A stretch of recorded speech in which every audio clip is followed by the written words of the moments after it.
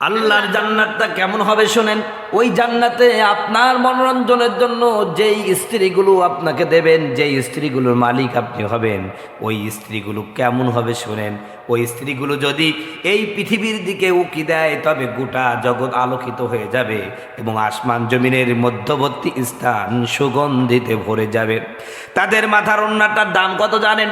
তাদের মাথার ওড়নাটা দাম গোটা পৃথিবী দাম বিক্রয় করলে, গোটা পৃথিবী যদি শতবার বিক্রয় করেন তারপরও জান্নাতি নারীদের একটা ওড়না কেনার মতন দাম হবে না। বলেন সুবহানাল্লাহ।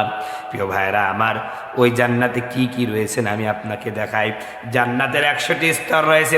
প্রতি 2 স্তরের মাঝে আসমান জমিনের সমান ব্যবধান বর্তমান। ফিরদাউস হচ্ছে সবচেয়ে উঁচু স্তরের জান্নাত। সেখান থেকে জান্নাতের 4টি ঝর্ণা প্রবাহিত হয় এবং এর উপরে আল্লাহ তাআলার আরশ স্থাপিত। আল্লাহর নবী বলেন, তোমরা আল্লাহ তাআলার নিকট প্রার্থনা করার সময় অবশ্যই জান্নাতুল ফেরদাউস চাইবা। ওই জান্নাতে রয়েছে নির্মল পানির সমুদ্র, মধুর সমুদ্র, দুধের সমুদ্র, মদের সমুদ্র। এগুলো থেকে আরও ঝর্ণা বা নদী সমূহ প্রবাহিত হবে।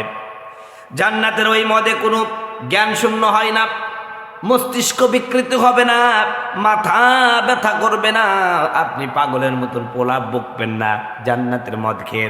প্রিয় ভাইরা আমার, ওই জান্নাতে কারো ধনুক অথবা কারো পা রাখার স্থান দুনিয়াতে যা আছে তার থেকে বেশি উত্তম। বলেন সুবহানাল্লাহ। জান্নাতের একটি গাছের নিচে ছায়া কোনো সওয়ারি যদি 100 বছর অবিরত অবিরত চলতে থাকে তারপরও ওই জান্নাতের একটা গাছের ছায়া অতিক্রম করতে পারবে না।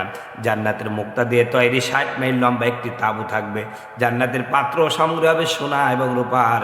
সেখানে জান্নাতীগণের জন্য থাকবে প্রাসাদ আর প্রাসাদ। প্রাসাদের উপর নির্মিত থাকবে আরো প্রাসাদ। সুবহানাল্লাহ। পূর্ণিমার চাঁদের মতো রূপ ধারণ করে জান্নাতীরা জান্নাতে প্রবেশ করবে। আজকে আমরা কেউ বান্টু, কেউ কালো, কারো নাক চাপটা, কারো নাক দিয়ে শিন পড়ে, বিভিন্ন সমস্যা রয়েছে। ওই জান্নাতে যখন প্রবেশ করবেন এইরকম কোনো খুঁত আপনার মধ্যে থাকবে না। একদম সুন্দর পূর্ণিমার চাঁদের মতন সুন্দর হয়ে যাবেন। সেখানে কোনো হিংসা বিদ্বেষ থাকবে না, কেউ কোনোদিন রোগাক্রান্ত হবে না, তাদের পোশাক পায়খানা হবে না, তারা থুতু ফেলবে না, তাদের নাক দিয়ে ময়লা ঝরবে না, তাদের চিরুনি হবে সোনার চিরুনি। সোনার চিরুনি আপনি মাথা আঁচড়াবেন। তাদের ধুনের জ্বালানি হবে আগরের, তাদের গায়ের গন্ধ হবে কস্তুরীর মতো সুগন্ধি, তাদের স্বভাব হবে এক ব্যক্তির নাই, তাদের শারীরিক গঠন হবে আদি পিতা আদম আলাইহিস সালামের মতন 60 হাত লম্বা। সহিহ বুখারী 3327 নম্বর হাদিস।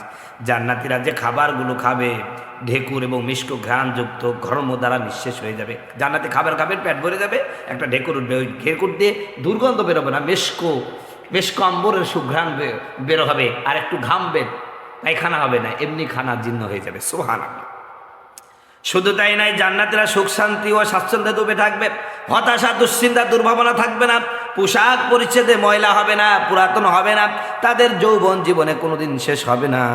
জান্নাতবাসীরা সব সময় জীবিত থাকবে, কখনো মৃত্যুবরণ করবে না, সব সময় যুবক যুবতী থাকবে, জীবনেও বৃদ্ধা হবে না, বৃদ্ধ হবে না।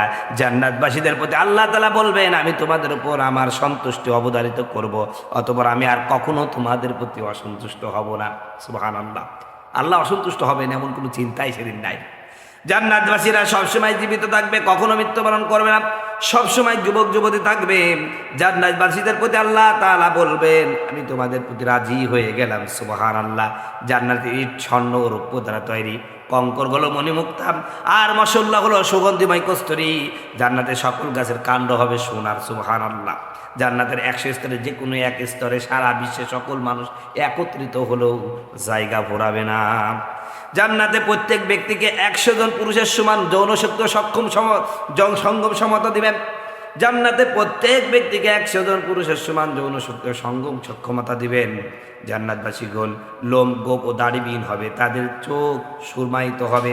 জান্নাতবাসী উট ও ঘোড়া চাইলে দুটোই পাবে, তা ইচ্ছা মতো দ্রুত উড়িয়ে নিয়ে যাবে, তাতে সেসব জিনিস পাবে যা কিছু মন চাইবে, নয়ন জোড়াবে। সুবহানাল্লাহ। আর অসংখ্য নিয়ামত আল্লাহর জান্নাতে আমার আল্লাহ রেখে দিয়েছেন। বলেন সুবহানাল্লাহ।